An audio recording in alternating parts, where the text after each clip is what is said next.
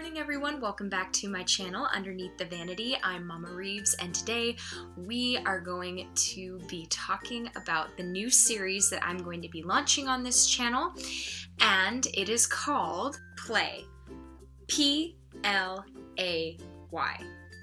Now, that's an acronym, and what this acronym spells is People Learning About Yeshua.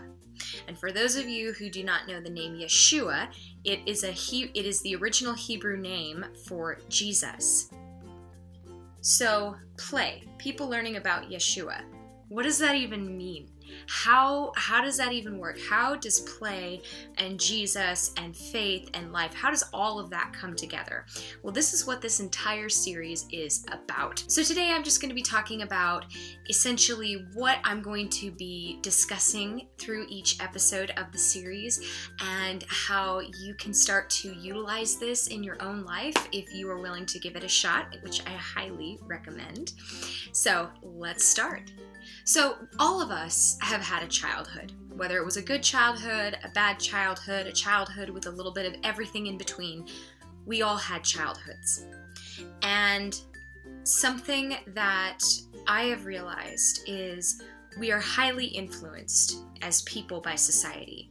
We desire to be included in society. We desire to feel a part of something, to be in community with someone, something, or especially being a part of a culture. What I'm going to be talking about is how society and culture really puts an end date to when we stop playing. And anybody who is beyond X years old should not be playing because society views it as something negative, weird, taboo, so on and so forth. And so what I'm here today is to completely flip the table on that and say actually play is meant to be a progressive part of our lives. And I believe that play is a vital, important part of our lives that many people feel they have to give up at a certain age in their childhood. And this was something that I remember when I was about 12 years old, and I just started to see people around me and my friends, they just stopped playing. Everything became about just becoming an adult. And now I'm an adult, and I'm thinking, go back to being a kid. And we need to find the balance of, as adults and grown-ups, we do need to work. We do need to provide for our families. We do need to continue to grow our minds and continue to be challenged and refined and convicted and motivated to become the best possible versions of ourselves through Christ. But at the same time, we also need a balance of leisure. Something or multiple things that we do that we enjoy. So in our society today, we are really pushed very early in our life and even in our childhoods to grow up, to act as adults.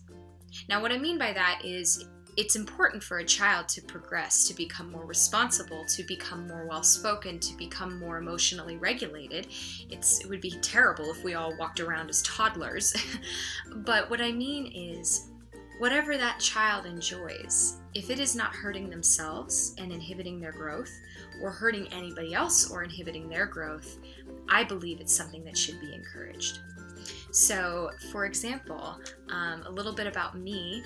I was a very, very creative kind of a kid, and I wasn't very artistic. I could really do stick figures pretty well, but for the most part, I didn't really have that artsy flair in my hands.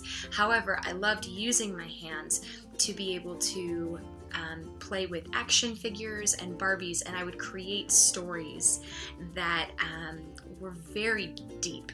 From an early age, they were never really the basic, like, oh, Barbie, let's go to the mall. It was this particular character is a single mom living in New Jersey, in the slums of New Jersey, and she's living paycheck to paycheck, and she's got 3 kids to take care of, and now she's figuring out how she can get out of that situation.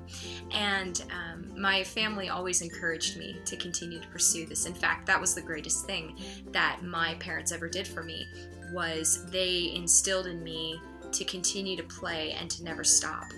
And because of that, that has a huge role in who I am today, not only as an adult, but as a mom, as a wife, and to have that childlike heart and keeping hold of that and staying young at heart while at the same time progressing and becoming more mature, more refined, and more responsible as a grown adult.